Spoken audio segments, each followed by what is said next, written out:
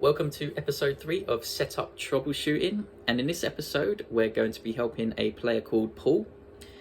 And a quick player profile on Paul: he is roughly about 6'3" tall, a semi-western forehand grip, a one-handed eastern backhand, and he would describe his level as about intermediate. So his technique isn't perfect at the moment, but we're going to try and help him try and attain his desired level. So if we get on to the setup itself, we'll start off with the racket. He's recently bought a Babolat Pure Drive. It's the 2021 version, and so I'm going to quickly go through some of the data here on the Racket recommender. And we'll start off, the head size is 100 square inches. The weight is 318 grams. The swing weight is 320, and we've got a frequency of 161 hertz. So that's on the above average side. As you would expect for a pure drive, they're known for being a little bit stiffer than your average brand. So I'm going to go a little bit further into detail, and the string that Paul uses, he doesn't have a clue, because it's the string that was already in the racket when he bought it. So it could be factory strings, it could be pretty much anything. He did say the racket is in really good condition, so I'm thinking it possibly is the factory strings, which in all likelihood is probably a synthetic gut, as that's the most cost-effective solution for these manufacturers. He does use a dampener. He doesn't use string savers, no additional weight, he's just bought the racket. And since he has just bought the racket, he doesn't have a huge budget to work with. He said about £30. He doesn't want to even look at other rackets since he's just bought it. He wants to really make this work. So my job is to try and find a string that is suitable for the setup. And yeah, let's get into some of the issues he's having. The main issue that Paul is having is that he doesn't have that much control over where the ball lands. And of course, he's described himself as an intermediate player, so he does have some work to do on his technique and his overall feel for the game. But in the meantime, we're going to try and help him out by setting him up with a string that is going to lower the variance with which the ball can come off the string bed at, and try and increase the length control at the same time. So he can attack this issue from all angles, really, out on court on the practice sessions and off court with his setup in general. So bearing in mind that he's told me it's probably the factory string, and that's what I'm guessing as well, it's probably a synthetic gut. Paul's also told me that there's sometimes the string, or the main strings, get stuck out of place, so that again is probably as a result of it being a synthetic gut or a multi, although some polys do on occasion get stuck out of place as well.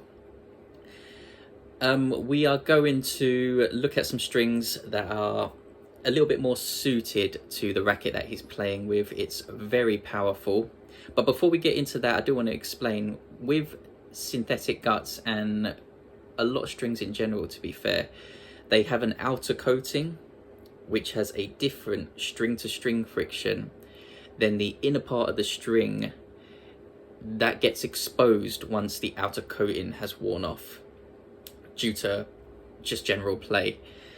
And this can cause a decrease or an increase in the dwell time, because until you go out on court and actually test the string, you don't know what the inner part of the string, what the string to string friction actually is.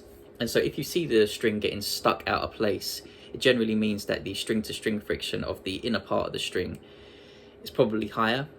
And with that usually causes a decrease in the dwell time, which causes an increase in the shot speed, which causes a decrease in the length control. So stay with me here, and we can flip that on its head.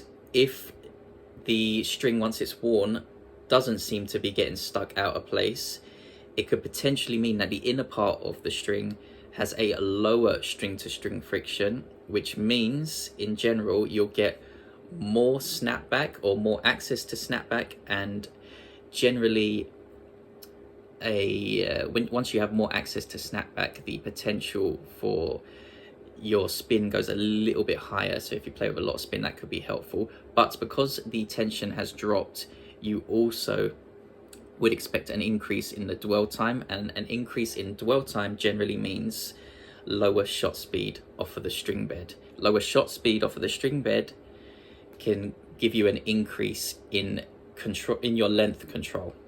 So hopefully I made a little bit of sense there. I just wanted to go into a bit of detail with why Paul is experiencing the strings moving and getting stuck out of place, and what kind of effect it can have.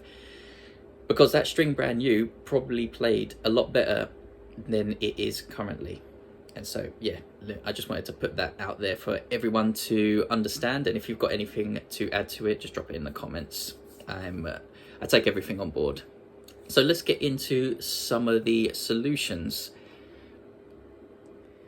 And I'm going to pull up some of these stats for the Pure Drive 2021. And the first thing I notice is the extremely high shot speed of 66.6 miles an hour. That's moving into the extremes of how high a shot speed is with a stock racket. And bearing that in mind, if you are going to be playing from the baseline, like I assume Paul is, you need, and I'm going to say this, you need to use a string that is going to rein in that shot speed. So however you do that, whether it's an increase in dwell time, an increase in snapback, or an increase in string stiffness, it really doesn't matter. Just know you have to rein that in. Otherwise, you're going to have to slow your swing speed down, and as a result, you'll have less spin, you'll have less opportunity to stay on the front foot in the rallies. And so bearing all that in mind, also actually I want to touch on, if you are a serve volleyer, then you might not have to worry too much about the shot speed. In fact, you could try and increase that further if you're quite tall and can bang down flat serves, or even if you are quite shorter and you have a very good kick serve that's also pacey, that allows you to come in behind it, then this doesn't really apply to you. You don't have to worry too much about reining in that shot speed. In fact, you should probably be looking at increasing the shot speed to try and get more 3 points behind that serve, or set up an easier volley. But Paul, from what I understand, is a baseliner, so we are going to tailor the setup to that particular style of play. And so bearing all of that in mind, the string I'm going to recommend is the Wilson Revolve 17. It's not too extreme in terms of being a little bit stiffer at 192.0 pounds. That is higher than, well, that's a lot higher than the average synthetic gut, but not very high in terms of where polyesters are on the scale. Polyesters can go a lot higher. I would say this is about mid-range, if anything mid to low range. But having used this string in the past, I know it provides a decent amount of length and height control, and it's a good place to start, especially since Paul is an intermediate player. And so if we go through the stats to start off with, we've got a dwell time of 35.0 milliseconds. That's about mid-range, so you'd expect decent enough length control combined with the stiffness.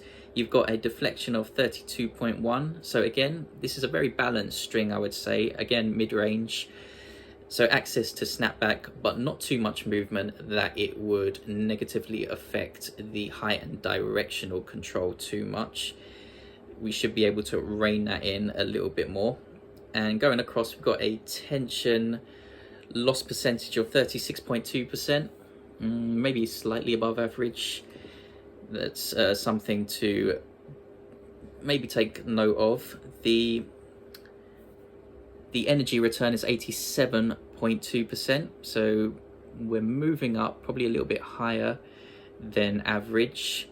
So again, maybe a little bit of a concern, since this is a very powerful racket. We might have to treat this as more than a one-step process to see if this string can control the racket. If not, then we can take it a little bit further. And then finally, we've got the string to string friction of 0.066, slightly below average, which is good for length control, more access to snapback, potentially more access to spin, which gives us more length control, which is what we want when we have a racket this powerful. And that is the first string I'm going to recommend to Paul. I'm going to have a quick look at how much he'll be looking to spend if he was to acquire the string off of eBay. So I've got the app up at the moment, and I've seen the string available for roughly about £16 each, or there is a double set here up for £27 for 2 sets of Wilson Revolve 17. That comes out a little bit cheaper per set, so if you're happy to go for a double set, that would be a decent option for you. I don't know if you string for yourself, but if you don't, then you'd probably be looking to add another £10 to £15 on top of the cost of the string. Right, if I pull up another set of stats here that I thought were interesting, they're to do with the head size and the width. So as I've said, the head size is 100 square inches. The width of the racket is 24.4 centimeters, which is quite wide, which means we've got a bigger window with which we can swing the racket at a sharper angle and not have to worry about the ball clipping the frame. The beam width at 27 millimeters is quite big as well, so that actually narrows the spin window a bit. That's a little bit of a concern, because the next string I was going to recommend, I was going to try and utilize that bigger width of the frame by using a string that has a lower string to string friction, and if your technique is correct, you'll be able to swing at a sharp angle and utilize that additional access to snapback for greater levels of spin, which gives us a greater level of length control. So hopefully that made a little bit of sense. And bearing that in mind, the string I'm going to recommend is the Luxolent Eco Power 17. It's the 1.25 version. And I'm going to go straight across to the string to string friction at 0.062 is below average and not too much stiffer than the Wilson Revolve 17. We've got a string stiffness here at 194.9 pounds. So we shouldn't experience too much of a difference in shot speed off of the string bed. And I thought I'd bear that in mind, because I don't want Paul to be using strings that are vastly different to the synthetic gut that he's probably got in the string bed right now. And they are already very different, but I didn't want to take it even more extreme than these two strings currently are. And just a few more interesting stats for this string. We've got the dwell time at 34.8 milliseconds, so a little bit on the lower end of the scale, but the increase in string stiffness should offset the increase in shot speed. And the deflection is 32.2 millimeters, which provides us with a bit of string movement for additional snapback and hopefully additional top spin to try and rein in that shot speed. And moving across, we've got a tension loss of 34.5%, which is about average. And then finally, we've got the energy return percentage at 86.3%, which again, roughly about average, nothing really to note there. So in an ideal world, this string is gonna rein in that lack of length control from the shot speed. But if we get this set up correct, we would still be able to utilize the additional shot speed, but because we've got the increase in potential snapback, the ability to swing at a sharper angle without having to worry too much about clipping that frame, if we get the technique correct, if we get the setup correct, we can actually hit a shot speed that would usually go out because it's so high, but the additional topspin we get from the setup and the correct technique may be able to bring that ball into the court, land before the baseline, and actually increase our length control that way. And if we do get those things correct, then you'll be able to attack from parts of the court you haven't been able to before, and it opens up a whole world of new strategies that you never had access to before. So ideally, that is what I would like you to experience. Of course, go out on court, choose which string you'd like to use first, go out on court and see see what your findings are, and come back to me with what went right and what didn't go right, and then from there we can further improve the setup. So that would be both of them. I'd be interested to see how you get on. Yeah, and I've had a look again just on the eBay app to keep things simple, and this string is a little bit more expensive at roughly £18. It is a Luxolin, they consider themselves a premium brand, but yeah, so £18. If you don't string for yourself, probably another 10 to 15 on top of that. So out of the two options, this one's a little bit more expensive, so bear in mind your budget, and yeah, we can go from there. Right, that is the strings I'm going to recommend for now. I do usually recommend a non-string solution, but to be honest, I think you'd be wasting your time. I think that if you didn't have a budget at all, I would tell you maybe go get a rubber band that doesn't weigh more than 1.6 grams and doesn't weigh less than 1.3 grams, and tie it tightly onto the strings to try and lower the dwell time and give you a little bit more height control. Or if you have access to, if you already have one of those Pro O dampeners, they're a pretty easy solution. You just slip them on to the string bed and they lower the dwell time without increasing the shot speed too much. You would be able to direct your shot with additional height and directional control, so that would be beneficial. But overall, I think the best option at the moment, considering what you've got in the racket, is probably just to change the string to a more suitable string for the type of style that you're using out on court at the moment. At least that is my opinion.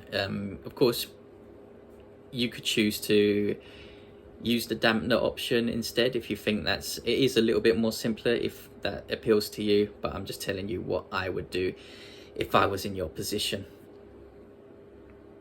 And that concludes today's episode of Setup Troubleshooting. I want to thank Paul for sending in his setup for us to have a look at, and I want to thank everyone for watching. I do appreciate it. If you enjoyed it, it might be worth checking out our other content and staying tuned for future episodes. If you do have any suggestions, just drop them in the comments. I do take everything on board. And I also want to take this time to remind everyone that I have a private subreddit where the users can all contribute their findings and we can learn from each other using the data that we've acquired, whether it's on Tennis Warehouse or out on court ourselves. So if that sounds like something you'd be interested in, just drop your Reddit username in the comments or send it to me at qpenatennis@hotmail.com and I will approve your username. Until I've approved you, you won't be able to find the subreddit because I've set it to private. So yeah, just let me know what your user is and we can go from there. So that's it. That's this episode of Setup Troubleshooting. Hopefully I'll see you on the subreddit and everyone else on future videos. And until then, everyone, take care.